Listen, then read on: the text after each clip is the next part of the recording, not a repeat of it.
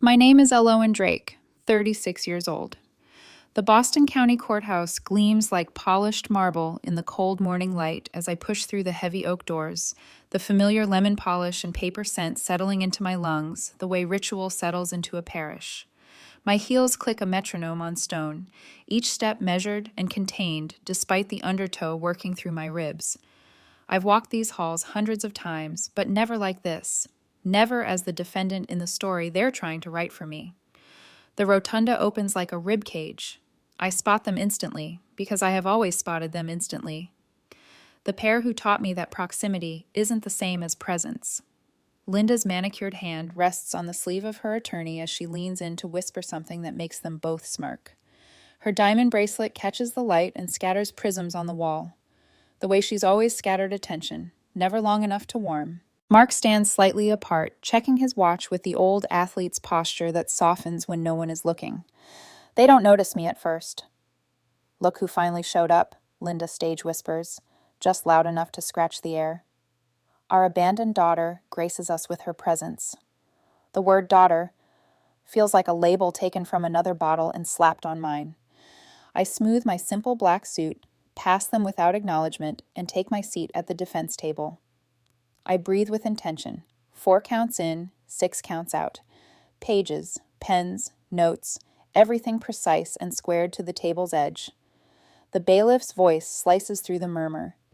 "All rise. The Honorable Judge Robert Reynolds presiding." Robes sweep, chairs scrape, reverence lands. The judge's eyes track the room and pause on me. "Assistant District Attorney Drake," he says, a hint of surprise threaded through his customary neutrality. "Unusual to see you on that side of the aisle." "Yes, Your Honor," I answer, my voice steadier than my pulse. Family matters bring us all to unexpected places. Behind me, I hear Linda's sharp inhale. When I glance back, Mark's color has drained a shade. They didn't know. They had no idea that the child they left like a suitcase on a porch grew up to carry cases of her own. Their attorney, Miles Archer, recovers first. His gaze tightens. Calculations skitter across his pupils, and in that flicker I watch him recalibrate. No longer an easy mark, not a soft target wearing grief like a sign. The clerk calls the case. The sound reverberates through me and down a corridor of years to the porch in Portland, Maine. July heat sticking shirts to backs and tempers to tongues. I am 4 months old in memory that does not belong to me, but has belonged to my dreams, bundled in Margaret's arms while Linda and Mark argue over the trunk. "Just for a few months," Linda promises, glossing lipstick in the side mirror as if preparing to meet someone important. "Until we get established." Margaret's jaw sets with unspoken weather. Charles watches from the porch swing, retired but not relieved of seeing. "The baby needs stability," Margaret says. "She has you," Linda answers brightly, already turning toward elsewhere. Mark slams the trunk shut. They kiss me like a task completed and drive away without a backward glance. In that small, ordinary leaving, everything that holds me now was born. The courtroom hum returns. Archer's opening posture is theatrical restraint, the kind that invites an audience to lean forward. I keep my eyes front, my breath slow, and let my gaze skim details I trust more than declarations. The way Linda's fingers worry the bracelet clasp when the judge speaks. How Mark's left shoe taps, not in impatience, but like a runner suppressing the urge to bolt. The chain of custody label on an evidence bin rolling past the gallery with Charles's initials neatly typed, C.H. Carter, Archive, vanishing through a door marked, Records. My skin prickles. Was that logged for probate or something else? "Counsel," Judge Reynolds says, settling us. "We'll begin with preliminary matters." Evan slides into the chair beside me, his brief nod an anchor. He's not family, and that's precisely why I trust him. "We are here because evidence exists. We are here because Charles believed in evidence, even when love made a liar of hope." Archer rises. "Your Honor, we intend to show a pattern of undue influence exerted by Ms. Drake during the decedent's final years. Isolation, control, questionable witnesses to testamentary documents." His tone is buttered with concern. He will use that tone on the record and a different one in the hallway. "We will address all of that," Evan replies, voice even. with medical records, cognitive assessments, and contemporaneous documentation by Justice Carter himself. Documentation. My mind taps the word like a code. Charles documented everything. Grocery lists in legal cursive, the weather beside rulings, the names of nurses with the kindness star beside them. The ledgers I haven't told the court about yet press against my memory with leather spines. 22 years of monthly withdrawals, $2,500 like a broken liturgy. The math pressed into my palm by a cheap calculator that felt like a gavel when the total blinked up, $660,000. The judge sets a schedule, motions to exclude, competency, witnesses. Archer's eyes never leave me, and I let him look. He will search for cracks and find only seams I stitched myself. The sound of a pen rolling off a desk snaps my attention to the second row. A junior reporter, barely out of grad school by the look of him, fumbles his notebook and blushes when our eyes meet. I look away first. My hands are steady until they aren't. The memory heat of July trades for another season. Late autumn rain hitting Charles's study windows so hard it sounded like the past demanding entry. The box on his desk carved with ivy and owls. His aftershave lingering like the last line of a prayer. The topmost ledger opening to the steady drum of $2,500. Month after month, Linda requests, stamped across years of emails in a folder named for her, by a man who still hoped precise generosity could repair imprecise love. Margaret's birthday, his computer password. Simple, because it had to be something he would never forget. I used it the night the house finally stopped smelling like casseroles and lilies. Not to pry, to understand what I was already living. I found what I found and understood what it cost. Ms. Drake, the judge's voice returns me. Will you be represented by counsel? Yes, Your Honor, I say, nodding toward Evan. Evan Mitchell appears. I will also be participating as necessary to correct misstatements of law. It's a line my mentors taught me to deliver without heat. Archer's mouth twitches. Linda shifts. Face tilted just enough for the nearest camera to pick up cheekbone, bracelet, the soft focus angle of aggrieved motherhood. If there's one thing she's always understood, it's how to dress for effect. She wore honey blonde when I was born. She wears it now like time can be colored over. Mark glances at me in a way, guilt or calculation bending his gaze. He once taught me how to knot a fishhook in a kitchen that wasn't his, then forgot the next day that he'd promised to come back with bait. The clerk rattles through procedural dates. Evan scribbles, I counter-scribble, and in the margin I draw a small square around a single word, recordings. A memory no one else owns surfaces. Charles at his desk with a handheld cassette recorder, dictating notes to himself, because arthritis made long entries hurt. For the record, he would say, even when the record was just him, a lamp, and a room that held all his quiet. He believed in future readers. He believed in me reading. Archer pivots to a request for an accelerated timeline. Of course he does. Pressure is a tactic. He hopes I will crack as a granddaughter where I would never crack as an ADA. Judge Reynolds looks at his calendar, then looks at me. Counsel? We're prepared to proceed on a standard schedule, Evan says, calm, already anticipating how to compress what cannot be compressed. But the estate's documentation is extensive, and some witnesses are out of state. Very well, the judge says. We'll set dates that allow thorough preparation. Archer doesn't flinch. He'll try it another way. He always does. The preliminaries unwind. I keep my face neutral and let my mind walk the short, invisible distance from this courtroom to the cemetery where the ground slopes and the wind lifts the edges of memory. The last time I saw Linda outside a legal context was there, and the slap rang between headstones. She looked genuinely surprised by her own hand, as if violence had happened to her, not from her. I didn't flinch. I told her she would never touch me again. She did not understand that I meant with money, with narratives, with any instrument she mistook for love. The session adjourns for a brief recess. I stand, stretch my fingers, and feel the ghost tremor I won't show anyone. Evan leans in. You okay? I'm fine, I say, and let the truth ride on air. Fine like glass, fine like a wire that hums but does not break. In the aisle, Archer murmurs something to Linda that makes her eyes glisten on cue. Mark stares at a spot over my shoulder, as if the safest way to see me is to aim just past. The reporter from the second row hesitates, then approaches. "Miss Drake? Do you—" He falters. "What if your parents are right?" It's not cruelty. It's a young person's unvarnished curiosity, the kind that doesn't know it stands in front of a wound. "If I'm wrong," I say, voice quiet enough that only he will carry it, "I'll apologize. Today I brought evidence." He nods, swallowing. I move past him and toward the corridor where the records door swallowed the bin with Charles's initials. A clerk pushes through with a cart that smells of old cardboard and ink. On top, there's another box, smaller, with a typed label and a handwritten note beneath the tape.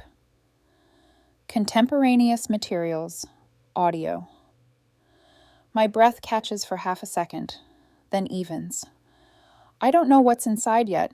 I don't know if it's the thing that will settle this or just another stone in the wall I'm building.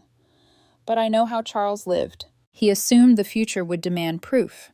When the recess ends and we file back in, the light has shifted on the marble, and the prisms from Linda's bracelet no longer scatter the walls. I take my seat, align my pen with the paper's edge, and let the quiet discipline of preparation hold me like Margaret's kitchen once did. I will not be the wounded child in this room. I will be the attorney who already sees the endgame and keeps walking until the law catches up to it. The storm had been waiting for me all afternoon, gathering over the Charles River like a held breath. By the time I reached the old house, thunder rolled against the windows in long, deliberate intervals, each one sounding too much like a gavel. I kicked off my shoes at the door and stood for a moment listening. The house had changed its sound since Charles died. It used to hum, alive with the low whir of his study fan and the soft click of his typewriter keys. Now it only sighed, as if still deciding whether to let go of his memory or hold it hostage. I walked down the hallway, trailing my fingers along the wainscoting he'd restored himself 30 years ago. In the study, the air still carried that faint blend of tobacco and cedar that never left his suits. The desk lamp flickered when I switched it on, throwing its light across the mahogany like a small resurrection.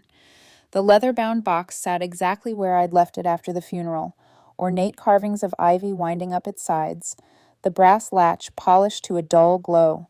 For weeks I hadn't opened it, afraid that whatever was inside would make the loss final. Tonight the court's echoes had pushed me past fear. The latch clicked open.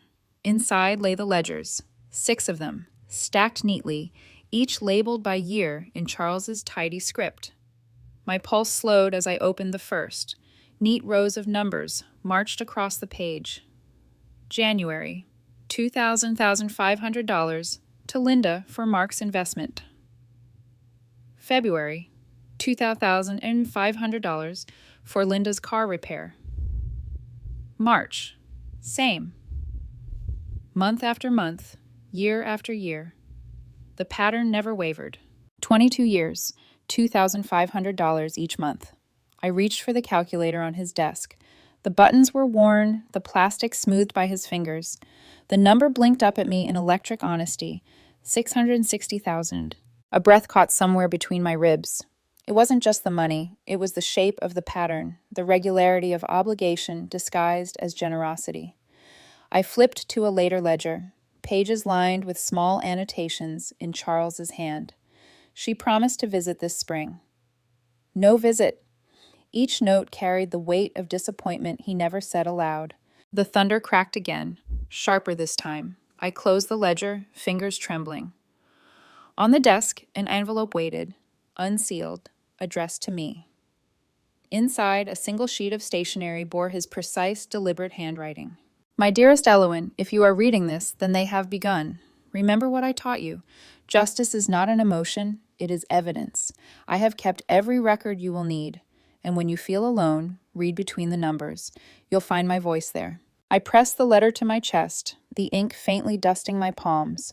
For a long minute, the room was nothing but rain and the sound of the grandfather clock keeping its slow vigil in the corner. Curiosity pulled me back to the drawers. The bottom one stuck before giving way with a wooden sigh. Inside, beneath old court transcripts and fountain pens, I found another folder, emails printed and stapled, each one labeled Linda Requests. The words bled sameness. Dad, Mark needs equipment for tryouts. Daddy, I miss you terribly, but can't afford the trip right now. Between the lines, guilt shimmered like oil on water. I could almost hear Linda's voice. Sweet, lilting, always practiced. There were photos, too. Linda on a yacht, Mark posing at golf tournaments, timestamps neatly corresponding with the same weeks they claimed financial hardship. The timeline was immaculate. It was also damning. The storm deepened. The wind pushed against the study window, rattling it in its frame. I turned toward the bookshelf, where the cassette recorder sat half hidden behind law volumes. Dust coated its surface, but when I pressed the play button, the wheels inside turned obediently. Charles's voice filled the room, slower than I remembered, but still firm. Memo, June 3rd. Linda asked for another advance today. I reminded her the trust already covers Mark's expenses. She insisted it's temporary. Temporary. 22 years temporary.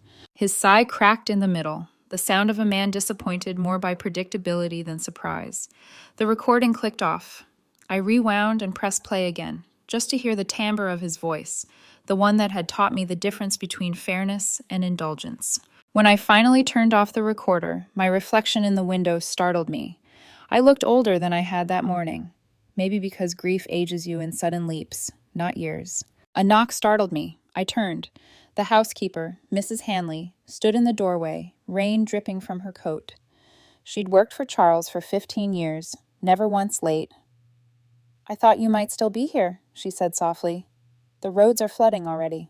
I couldn't sleep, I admitted. Her eyes darted to the open box, then to the pages spread across the desk. "He wanted you to find those." "You knew?" "He asked me to keep the study locked until you were ready." She hesitated, then reached into her bag. "I wrote down things he told me those last months, dates, conversations, when he took calls from your mother, just in case." She handed me a small notebook, the pages filled with her looping handwriting. "He wasn't confused, Miss Drake. Sharp as ever. Don't let them say otherwise." "I won't," I said, and meant it. When she left, I stood in the doorway for a long moment, the smell of rain and old wood folding around me. The notebook trembled slightly in my hands. I thought of the courtroom, of Archer's polished tone and Linda's glittering tears, and realized they had underestimated the one thing Charles had always believed in: record-keeping. I sat back down and powered on his computer. The password came easily: Margaret's birthday, July 16th. The screen bloomed into life. A folder named Correspondence waited on the desktop. Inside, dozens of subfolders dated by year. One in particular caught my eye. 2025, final year. I opened it. Email after email unfolded like confessions. "Dad, Mark's business is finally turning around, but needs one last investment." "Daddy, if you don't help, I don't know what we'll do." And nestled between them, the most telling line of all: "Mom always said you loved Elowen more than me." I guess she was right. It wasn't a plea, it was an accusation, weaponized through sentiment. I closed the file before I could start shaking. The cursor blinked in the corner like a small, pulsing heart. On impulse, I clicked to another folder: Photos. Among the thumbnails was one labeled October Gravestone Layout. It was a design draft for Charles's headstone. The inscription he'd written himself: "A man who believed in evidence, not appearances." My throat tightened. When the lightning finally cut the power, the study went black except for the faint glow of my phone screen.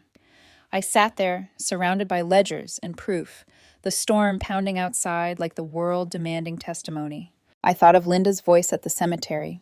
"You turned him against us," and felt the words settle differently now. "No," I thought, "you did that yourself." The wind howled through the chimney, and the grandfather clock chimed once, midnight. I reached for the envelope marked "to be opened only if contested." The wax seal bore Charles's judicial crest. My hand shook as I broke it open. Inside was a single page written in fountain ink. "If they challenge this, show them the truth. I have nothing to fear from time. Neither should you." Attached was a key, small, brass, unmarked. I turned it over in my palm, trying to imagine what lock it fit. Desk? Safe? Something deeper, perhaps, that he meant for me to find only when the rain had washed away everything false. Outside, a branch scraped the window. I could see my reflection again, hair loose, eyes ringed by exhaustion, posture braced like someone expecting impact. I whispered into the empty room, "I'll finish what you started." The clock answered with another slow, steady tick, as if Charles himself had agreed. The storm ended sometime before dawn, but its echo stayed inside the house. When I woke, the windows were streaked with the faint gray of early morning, and the study smelled like rain and printer ink. I hadn't slept. I'd only closed my eyes long enough to hear Charles's voice in the wind. I made coffee strong enough to burn through the fog and carried it back to the desk. The ledgers, the emails, the notebook from Mrs. Hanley, all of it lay spread out like a courtroom waiting to be called to order. I started scanning everything into digital copies. The hum of the machine filled the silence, rhythmic and reassuring. Evidence was order. Order was control. By noon, my phone began buzzing. Texts from colleagues, missed calls from reporters, even one from a law school classmate I hadn't spoken to in years.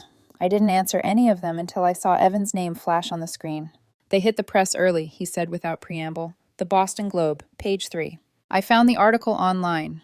My mother's face stared back at me from the thumbnail. Flawless makeup, artfully pained expression. The headline screamed, "Heartbroken daughter battles for father's legacy." I scrolled. There it was. Charles Carter was like a father to me after my own difficult upbringing. To see his wishes twisted by someone who influenced him in his final days. The words crawled across the screen like poison ivy. "She's framing you as manipulative," Evan continued, "and Miles Archer fed them background about your being ADA, called it a conflict of interest." "He's testing the narrative before court," I said quietly, "seeing what sticks." "I'm drafting a statement," he offered. "No, let them talk. We'll answer in court." When the call ended, I sat staring at the photograph of Linda in the article. It was the same angle she used at every event, head tilted slightly right, eyes glistening with counterfeit grief. A woman rehearsed for sympathy. I turned back to the ledgers, my mind shifting to structure, motives, dates, amounts. If I could build a timeline tight enough, no smear could survive it. That's when I saw it. One entry out of rhythm. October 11th, $5,000 cash withdrawal.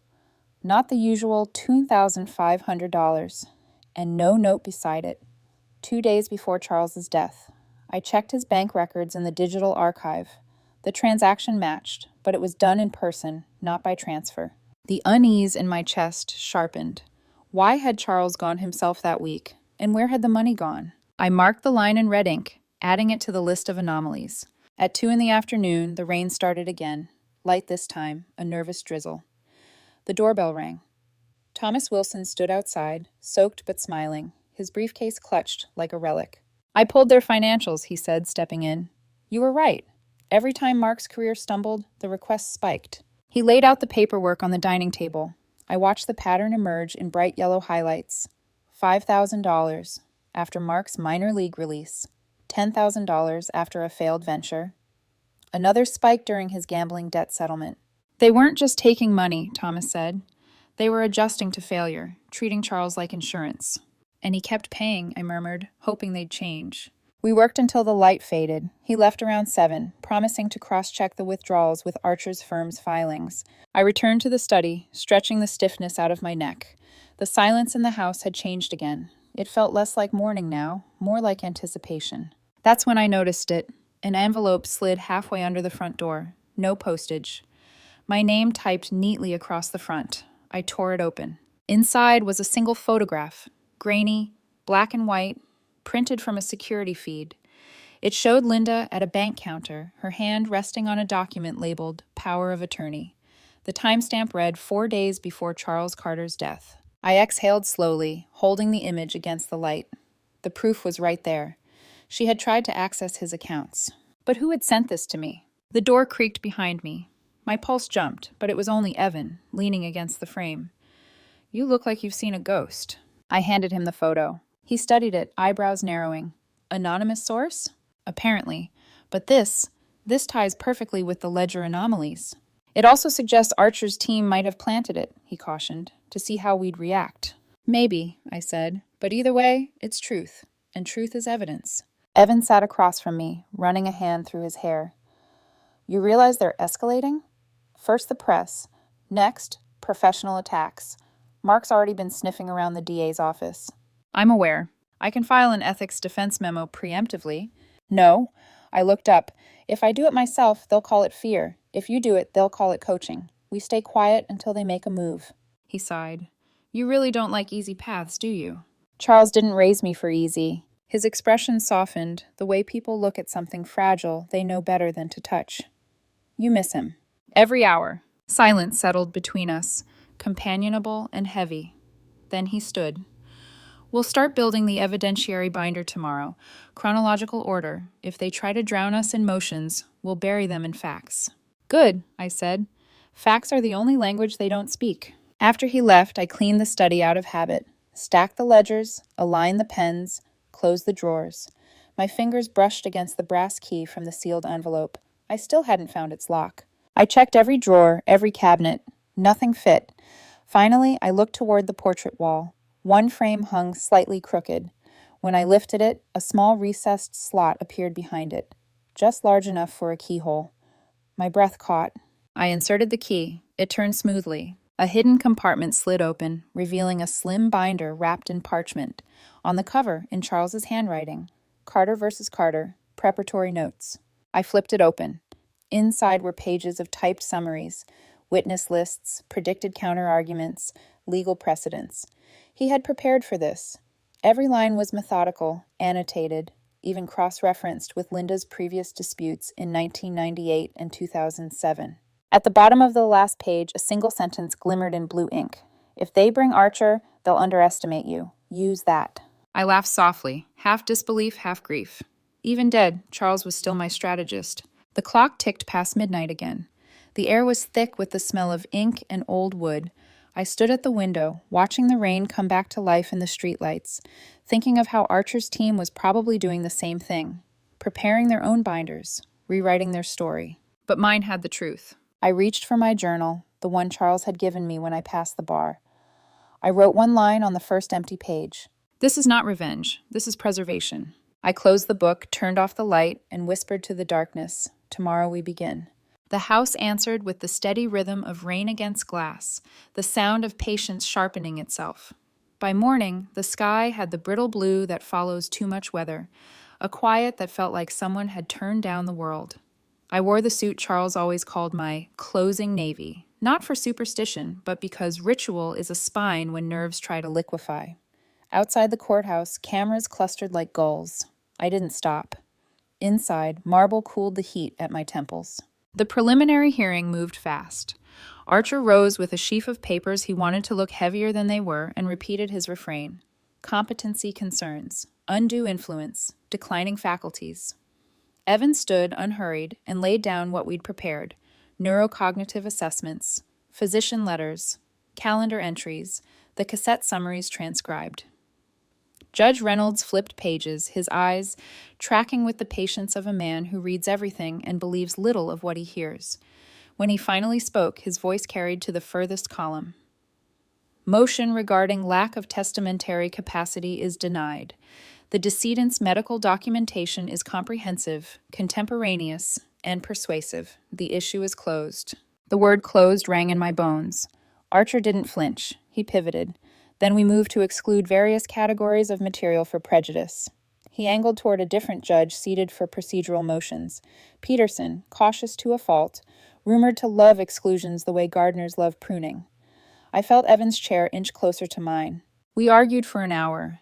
Archer wanted the pattern evidence minimized, the prior disputes quarantined, the photographs excluded, the cassette excerpts barred as hearsay dressed as sentiment. Evan countered with doctrines, with exceptions, with the distinction Charles drilled into me at 12. Relevance is a road, not a cul-de-sac. Judge Peterson trimmed a branch or two. No florid editorializing from witnesses, no speculative character assessments, but left the trunk. The ledgers would come in. The medical evaluations would come in. The earlier inheritance challenges would come in with limiting instructions. We had room to breathe. By the time the jury filed in for openings, the press had multiplied. I could hear their breath behind the doors like surf. Archer went first. Polished, paternal. Voice pitched for the ache beneath juror ribs. He painted a portrait of an elegant daughter kept from her father by a gatekeeper, me, who weaponized proximity and procedure. He did not use the word villain. He guided them like a courteous host to the idea. Evan did not return the courtesy. He walked the box through time, 22 years of payments, 8 visits in 2 decades, calendars with empty chairs, a man who kept receipts because he still believed in redemption. No theatrics. Each sentence placed like a brick. He did not mention love, he mentioned choices. Dr. Levinson took the stand before lunch, steel hair and unshakable eyes, the kind of witness juries settle into like a couch. Evan's questions were unadorned. Doctor, did you assess Charles Carter's cognition? Yes. How often? Every 6 months for 5 years by his request. His scores? Consistently excellent. His last MMSE, 29 out of 30. Archer attempted to carve doubt. Doctor, you cannot measure undue influence with a single test, can you? But the court sustained the objection when he drifted toward speculation. He tried again with tone. Levinson did not blink. His mind was clear, she said, and let the stillness afterward do the work. After lunch, the financial analyst rolled in a cart with foam boards, a relic spectacle that somehow still persuades. Charts bloomed. $12,500, like a metronome, spikes synced to Mark's career collapses. Larger transfers puddled beneath the summer Linda couldn't afford the flight. The number, $660,000, sat on the screen in absurdly simple digits, as if truth had chosen a child's handwriting to make its point. A murmur slid through the gallery. The clerk hissed it quiet. I watched Mark more than Linda then. He shifted half a chair away from her, a tiny tectonic move. His jaw worked, the way men work guilt into silence. When Archer rose to cross, he didn't approach the board. He approached the analyst.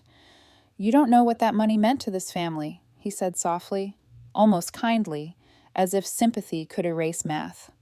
The analyst stared at him. I know what it was used for. Oh. Late afternoon brought the witnesses from the earlier disputes. We'd found them across years and bitterness, and they came with stories that matched like fingerprints, promises of visits, sudden appearances near will revisions, a pattern of grievance calibrated to inheritance. Archer objected to each as irrelevant history. Judge Reynolds overruled, then instructed the jury on limited purpose. What mattered didn't need a drum. It needed a steady drumbeat. Outside, the day thinned into that brassy Boston light that makes everything look older. We pushed through the crowd between sessions just long enough to hear a reporter ask Linda what justice meant to her.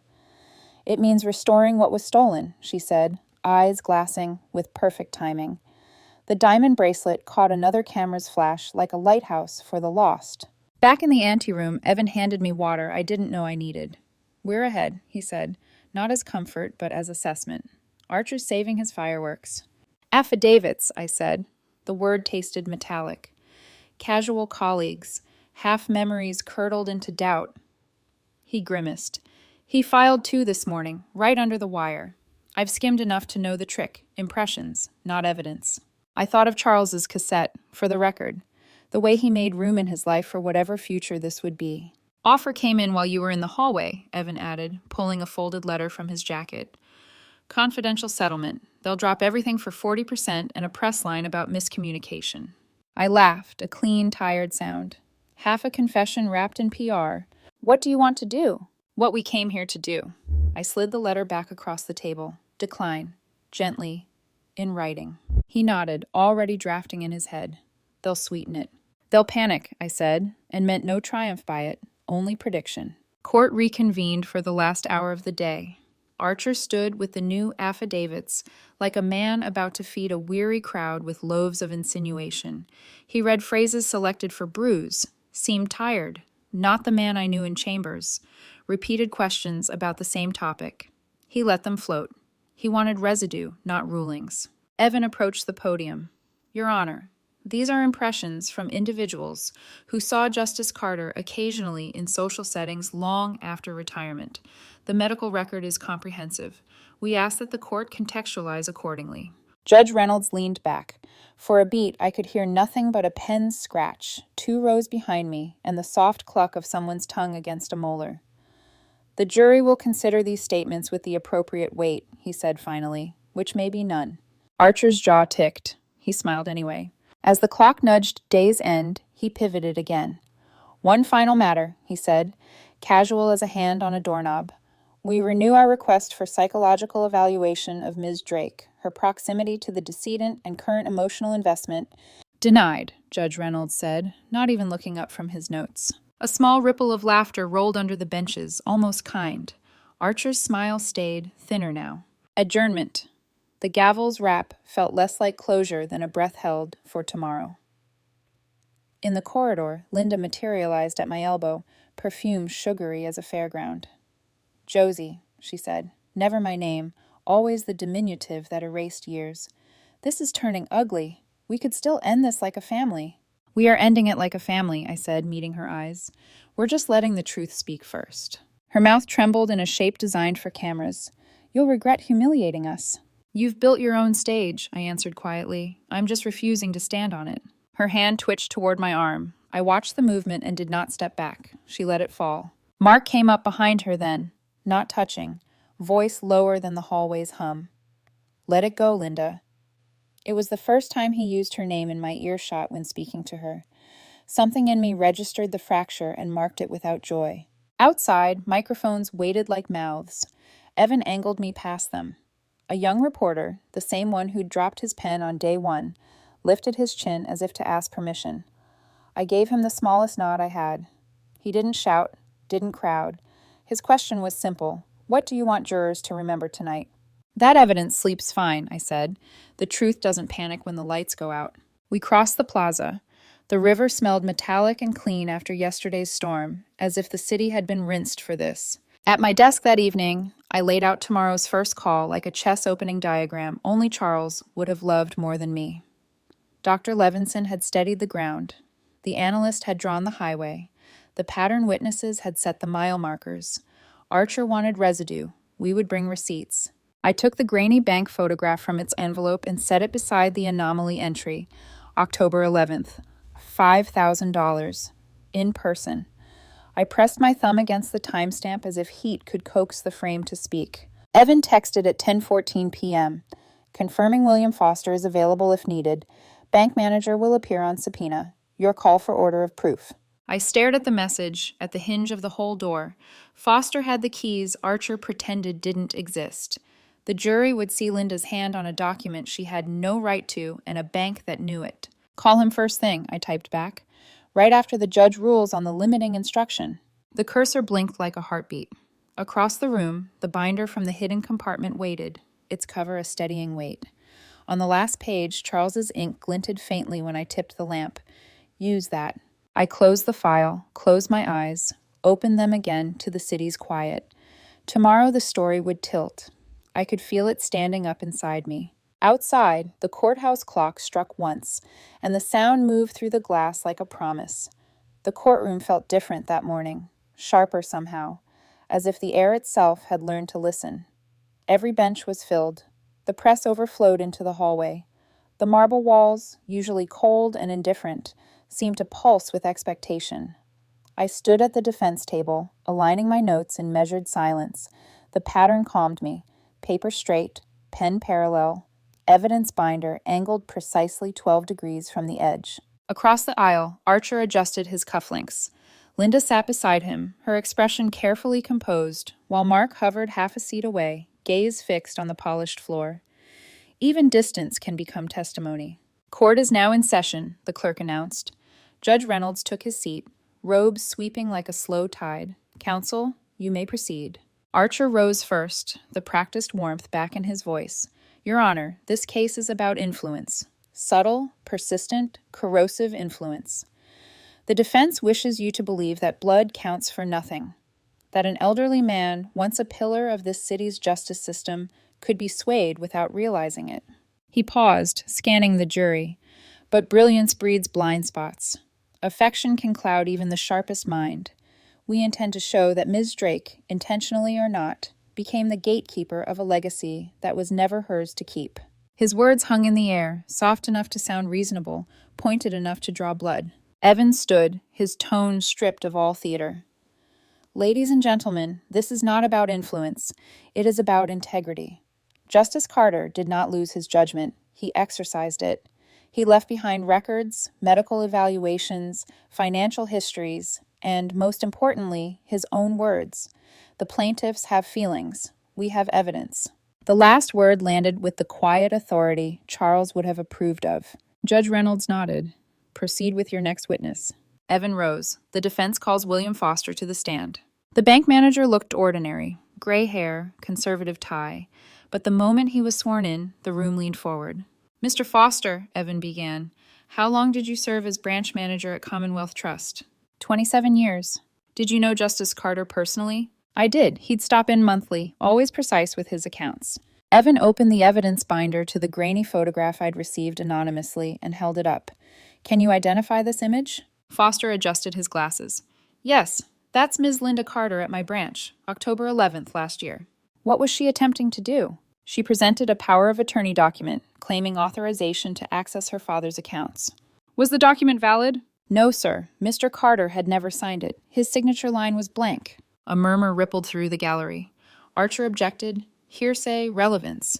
But Judge Reynolds' gavel came down softly. Overruled. Continue. Foster cleared his throat. When I called Justice Carter to verify, he came in the next morning. Brought his own lawyer. Canceled all pending authorizations. Evan turned toward the jury. And how would you describe his mental state that day? Sharp as ever, Foster said simply. He knew exactly what was happening. The silence afterward felt almost reverent. Archer's cross-examination tried to wound by inches. Mr. Foster, surely you're not a doctor. Could an elderly man's lucidity one morning differ from another day? Foster's reply was gentle but unshakable. Maybe. But I know a man who knows his own mind when I see one, and that man did. Archer's jaw tightened. Evan turned to the bench. Your Honor, we move to admit Exhibit 47, the verified bank correspondence, into evidence. So ordered. That single phrase shifted everything. The rhythm of the case changed. Next came the physician, Dr. Mendoza, who confirmed Charles's clarity in his final weeks. Then, finally, the moment we had been building toward. Evan glanced at me. I nodded once. The defense requests permission to play a recorded statement made by Justice Charles H. Carter 6 months prior to his passing. Archer objected instantly. Your Honor, this video has not been properly authenticated. It has, Evan said, holding up the certification.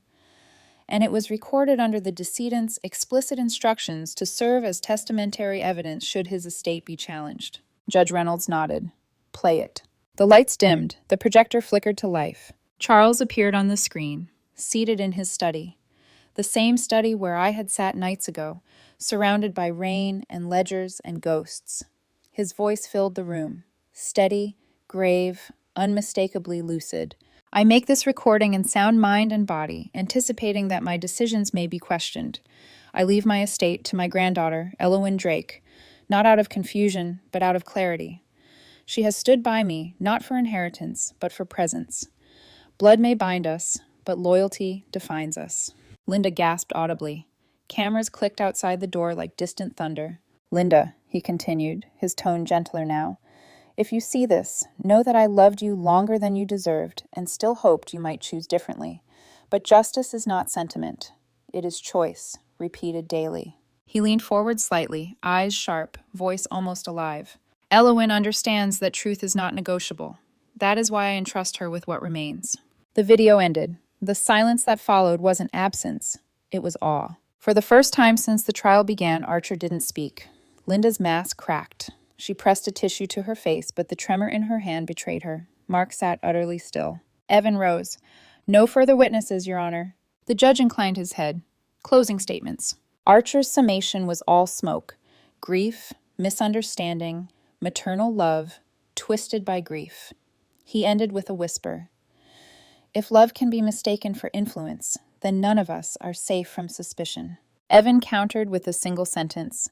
If influence can excuse exploitation, then none of us are safe from family. The jury retired. 42 minutes later, they returned. We, the jury, find in favor of the defendant, Ms. Elowen Drake. The will is upheld in its entirety. Judge Reynolds looked over his glasses. Furthermore, I find this litigation frivolous and predatory. Attorney fees will be paid by the plaintiffs. The gavel came down. Linda stood abruptly. "This is absurd. I am his daughter." "Order," Reynolds snapped, but Linda wasn't listening. Her voice broke like glass. "He was confused. She poisoned him against us."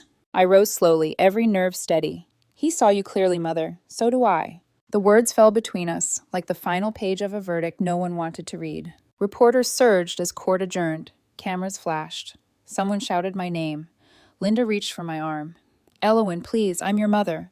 I turned to face her fully. "You gave birth to me. Margaret raised me. There's a difference." Her hand fell away. Mark stared at the floor, lips pressed white. "She warned you," he muttered. But it sounded less like a threat and more like surrender. Outside, sunlight struck the courthouse steps, blinding after days of gray. Evan exhaled beside me, shoulders finally uncoiling. "You did it." "No," I said, watching the light spill across the marble. "We proved it." He smiled, but quietly. "So what now?" I looked toward the horizon where the Charles River glimmered, a thread of gold stitching through the city. Now I start planting again. We walked together down the courthouse steps, leaving behind the flashbulbs and the noise, the world already rewriting headlines. Somewhere, beneath the roar of traffic and applause, I could almost hear Charles's voice. Justice isn't always found in courtrooms. Sometimes it's in standing firmly for truth. For the first time since the day he died, I let myself believe him completely. A year later, the light in my office feels different, softer, as if even the sun has learned restraint. The windows overlook the Boston skyline, the same city that once held my battles and now holds my peace. The curtains are open again. For months after the trial, I'd kept them drawn without realizing I was still hiding from a war already won. The plaque on my desk reads "The Honorable Elowen Drake." Beneath it sits Charles's gavel, polished oak, edges worn from decades of purpose. I run my thumb over the grain before each session. Not superstition, not nostalgia, but acknowledgement. His work didn't end when the verdict fell. It changed hands. The phone rings. Angela from the Carter Foundation. "Judge Drake, the scholarship committee just approved the first recipients," she says, her voice bubbling with the kind of joy that comes from witnessing good things. 5 students, all raised by grandparents. "Tell me about them," I say, leaning back in my chair. "One girl from Portland," she replies. Her essay mentioned feeling more at home with her grandmother than she ever did with her mother. Sound familiar? I smile. Exactly the kind of story Charles wanted to honor. When we hang up, I turn to the photo on my credenza. Charles and Margaret in their garden, mid-laughter, sun catching the silver in their hair. The roses they planted still bloom at the cemetery twice a year. I make sure of it. After the verdict, Linda disappeared from the public eye. No interviews, no appeals, just silence. 2 months ago, a cream-colored envelope arrived, her handwriting elegant as ever. Inside, a letter. "Elowen, I see your name in the papers now. You've made something of yourself. Perhaps we both needed distance to understand what we lost. I hope one day we can talk again. Mother." I read it twice, then set it aside. My response was one line: "I wish you peace. No bitterness, no apology, just an ending that didn't need punctuation." Because closure isn't a door slamming shut. It's a quiet room where you no longer wait for footsteps. This morning, Judge Rivers stopped by Chambers with coffee. Black, no sugar, same as always. "He'd be proud of your piece," she said, glancing around at the minimalist order of my workspace. "The hardest judgment, Elowen, is knowing when to close a case for good." She's right. For years I thought justice was about winning. Now I understand it's about release. At lunch, I walked to the small courtyard beside the courthouse. Students from the new mentoring program wait there, notebooks balanced on knees, their laughter threading through the winter air. A young attorney named Jennifer lingers as the others leave. Her voice trembles when she speaks. "My mother's contesting my grandmother's will," she says. "Everyone says it's hopeless." I hand her a copy of Charles's favorite quote, written in my own handwriting. "Justice begins with honoring truth." "Don't fight for approval," I tell her softly. "Fight for what's right. Approval fades. Truth stays." Her shoulders square, and for a moment I see my younger self reflected in her posture, defiant, frightened, certain anyway. Back in Chambers, I open the drawer beneath the gavel. The brass key from that storm night rests inside, tarnished but still whole. Next to it lies the envelope Charles labeled contingencies. I opened it months ago. Inside was a trust clause I hadn't known existed, a fund reserved for any descendants of Linda or Mark Carter raised by non-parent caregivers. At first, I thought about closing it, letting it lapse into history. But Charles never built walls without leaving doors. So I incorporated it quietly into the foundation. Not for Linda or Mark, but for those who would come after them, children who might grow up hungry for the stability my grandparents gave me. A bridge, not forgiveness exactly, but grace with structure. Sometimes mercy looks like policy. In the evening, I walk home along the river. The courthouse lights shimmer behind me, mirrored in the water like a second skyline. I think of the reporter from that first day. He still covers the legal beat. Last month, his article on the Carter Fund began with one sentence that made me stop mid-page. Justice isn't about blood, it's about presence. He had listened better than I realized. At home, the fireplace hums softly. Margaret's knitting basket sits repurposed beside my chair, filled now with case files and handwritten notes instead of yarn. Above the mantel, a framed photograph. Me standing on the courthouse steps, sunlight cutting through the dust like benediction. Sometimes, late at night, I still hear Charles's voice, steady, patient. Justice isn't always found in courtrooms. Sometimes it's in standing firmly for truth. I whisper it back to the empty room, not because I need reminding, but because gratitude deserves to be spoken aloud. 5 years later, the robe feels lighter on my shoulders. I've presided over enough cases to know that no verdict heals everything. But sometimes when I see families reconcile after years of silence, I catch myself smiling. Healing isn't linear, but it is possible. 20 years pass. Gray threads through my hair. The courthouse now bears my name on a brass plaque. The Elowen Drake Justice Center. I didn't approve it. They did it while I was on sabbatical. I visit on a spring morning when the cherry trees bloom across the plaza. Inside, a young lawyer presents her first case, a custody dispute involving a child raised by her grandparents. Her hands tremble when she speaks. I listen from the back, unseen, until her closing words echo something achingly familiar. Justice is the family we choose. Presence is how we prove it. The words land like a benediction.